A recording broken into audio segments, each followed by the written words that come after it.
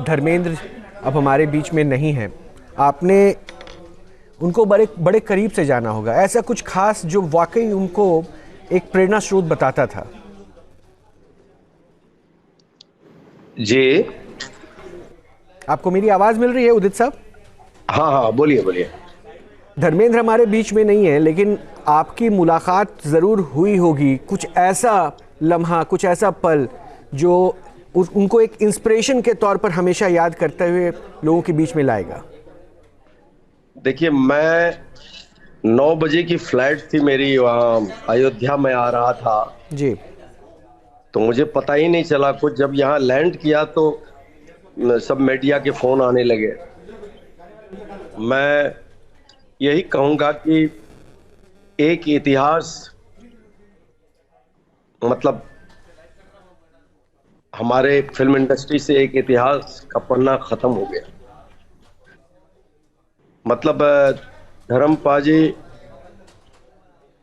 हर आदमी उनसे प्यार करते थे, उनके एक्टिंग से।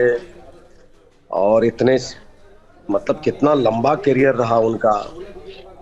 मैं भी बचपन से उनकी फिल्म देखा करता था। मैं जब से होश पाला तब से उनको पर्दे पे देखा करता था। और मुझे कभी ऐसा नहीं लगता था कि मैं कभी बॉम्बे आ पाऊंगा और उनसे मुलाकात होगी मेरी रूबरू, और वो अपने छोटे भाई की तरह मुझे प्यार और आशीर्वाद देंगे। यहाँ तक कि उनके दोनों बेटे सनी जी और अपना बॉबी जी के लिए भी मुझे गाने का मौका मिला। और दोनों तीनों फिल्म ब्लॉकबस्टर हुई। गदर एक प्रेम कथा, गदर टू, गुप्त और कई फिल्में। तो जब भी उनसे मेरी मुलाकात होती थी या मैं उनसे जब भी मिलने जाता था तो बड़े खुश होते थे। बोलते थे, अरे उदित, तुम मेरा छोटा भाई हो, क्योंकि तुम भी किसान के बेटे हो और मैं भी किसान का बेटा हूँ। तुम भी स्ट्रगल करके आए हो और मेरी तो हिस्ट्री तुमने पढ़ी होगी। मैं बोला, अरे ये कहने की क्या बात है पाजी। तो मतलब इतना प्यार करते थे, छोटे भाई की तरह प्यार करते थे। और अभी अभी एक फिल्म बन रही थी जिसमें वो धर्मपा जी एक्टर, एज एक्टर आ रहे थे, मतलब। और मैं उनके लिए गाना गाया था। फिल्म का नाम मैंने प्यार किया फिर से। अच्छा। हाँ, तो अभी अगस्त महीने में सहारा होटल में कुछ फंक्शन में भी हम लोग मिले। तो मैंने उनसे आशीर्वाद लिया, तो मुझे देखते ही ऐसे इतने खुश हुए कि गले लगाए। मुझे मेरे गालों में किस किया उन्होंने। बोले, उदित बहुत अच्छा लगता है तुमको देखता हूँ, और इस बार तुम्हारी आवाज मैं के साथ मैं इस फिल्म में गा रहा हूँ, मतलब इस फिल्म में आ रहा हूँ। मैं बोला, ये तो हमारे लिए सौभाग्य की बात है। तो ये सब बातें हुई। हमेशा वही प्यार, वही इखलाक, वही मतलब क्या, जितनी भी तारीफ करूं कम है धर्मपाल के लिए। जिंदा दिल इंसान थे, बड़े दिल के थे। एज ए एक्टर तो मतलब कोई भी चीज अगर आप खोजने जाए उनके अंदर तो लगता था कि यार वाह, बादशाह है। हम उनको बब्बर शेर कहते थे। उदित साहब, देखिए, आप खुद इतने बड़े प्लेबैक सिंगर हैं, इतने गाने आपने गाए, लेकिन एक बात जो मैंने अभी आपकी सुनी ना, वो मुझे लगा कि बतौर प्लेबैक सिंगर भी शायद आप इस बात को मिस कर रहे थे कि धर्मेंद्र पाजी के लिए गाना गाने का मौका नहीं मिला था और वो सौभाग्य मिल गया। तो इससे मुझे आपकी खुशी का एहसास हुआ कि आपको मौका मिला। क्या मैं उन लाइंस को सुन सकता हूँ? दर्शक सुन सकते हैं कि जो जिस गाने को आपने आवाज दी। हाँ, मैं 2 लाइन सुनाता हूँ, मुझे याद नहीं है। जी। मुस्कुराया था तेरे लिए, गुनगुनाया था तेरे लिए, छुप छुप के रोया था मैं तेरे झूठे प्यार में। इस तरह का कुछ गाना है, बड़ा अच्छा गाना है। तो कैसा एहसास था जब आपको पता था कि आपकी आवाज और पर्दे पर धर्मेंद्र, जिनको आप बब्बर शेर कहते हैं, वो कैसा एहसास था आपके लिए? हाय हाय हाय, क्या बात है। मतलब हम तो, मतलब छोटे से उनकी फिल्में देखा करता था। और उनको देख के तबीयत खुश हो जाती थी। क्या पर्सनालिटी, क्या एक्टिंग, क्या लगता था कि हमारे हिंदुस्तान में भी ऐसे एक्टर हैं, ऐसा मिजाज वाले एक्टर हैं, ऐसा मतलब गुड लुकिंग एक्टर। वो तो हॉलीवुड तक उनको बोलते थे ही मैन। क्या बोले अभी, बहुत बहुत ही अंत है, एक इतिहास का अंत हो गया आज। और ऐसे लोग, ऐसे एक्टर कहाँ होते हैं जो 50-50 साल, 60-60 साल, 70-70 साल कैरियर, और एज इट इज शुरू से लेके आज तक एक मतलब क्या बोले, जितनी भी तारीफ किया जाए कम है।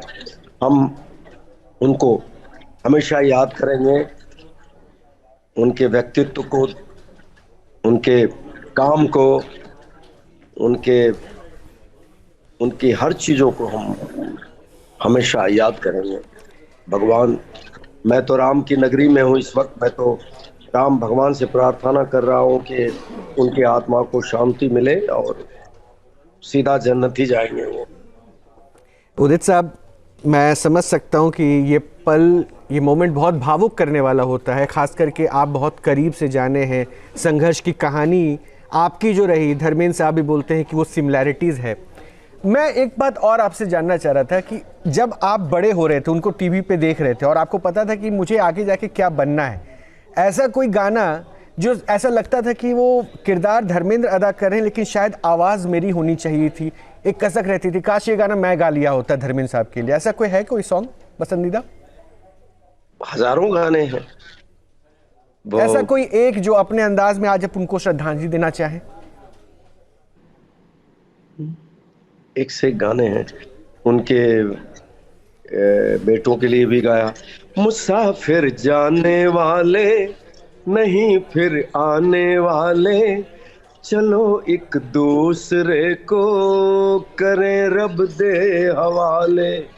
मुसाफिर जाने वाले नहीं फिर आने वाले, चलो एक दूसरे को करें रब दे हवाले। और उनकी तो कई फिल्में हैं। हम्म, हम्म, किसी ने कहा है मेरे दोस्तों, बुरा मत सुनो, बुरा मत देखो, बुरा मत कहो, बुरी है बुराई मेरे दोस्तों, बुरा मत सुनो, बुरा मत देखो, बुरा मत कहो। क्या क्या गाने हैं।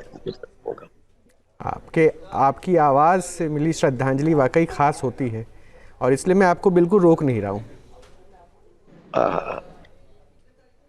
बस बस, आज मौसम बड़ा बेईमान है, बड़ा बेईमान है आज मौसम।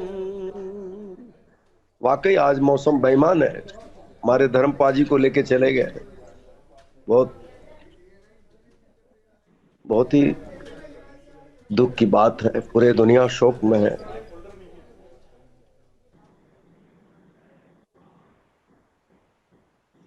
उदित साहब, मैं एक आखिरी निवेदन और करना चाहूँगा, क्योंकि वो दोस्तों के दोस्त थे, हमेशा उनके बारे में कहा गया, जिंदा दिल, दोस्त, हर किसी के लिए खड़े रहने वाले।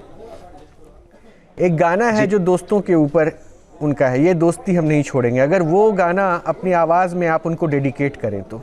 ये दोस्ती हम नहीं तोड़ेंगे, तोड़ेंगे दम मगर तेरा साथ ना छोड़ेंगे।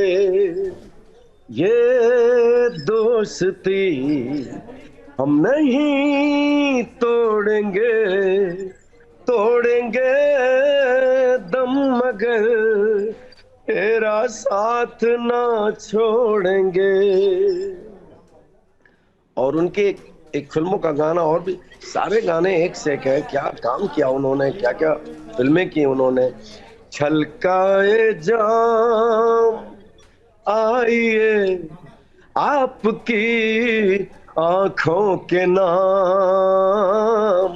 आंखों के जाम, छलकाए जाम। वो तो छलकाए जाम कह रहे थे, लेकिन आज हम सबकी आंखों से आंसू छलक रहे हैं उनकी याद में। क्या बोले, और दुखी हूं। मैं चलिए। इस इमोशन मैं इस इमोशन को समझ, आपकी आंखों में वो दिख रहा है कि आप बेहद भावुक हो रहे हैं धर्मपाल जी के लिए इस तकलीफ में भी। लेकिन आपका जो अपना अंदाज है ना, जिसमें आपने अपनी आवाज़ से उनको श्रद्धांजलि दी, वो खास है। और शायद यही प्यार धर्मपाल जी का आपके लिए था और आपका धर्मपाल जी के लिए है, उदित जी। हाँ, थैंक यू, शुक्रिया, धन्यवाद।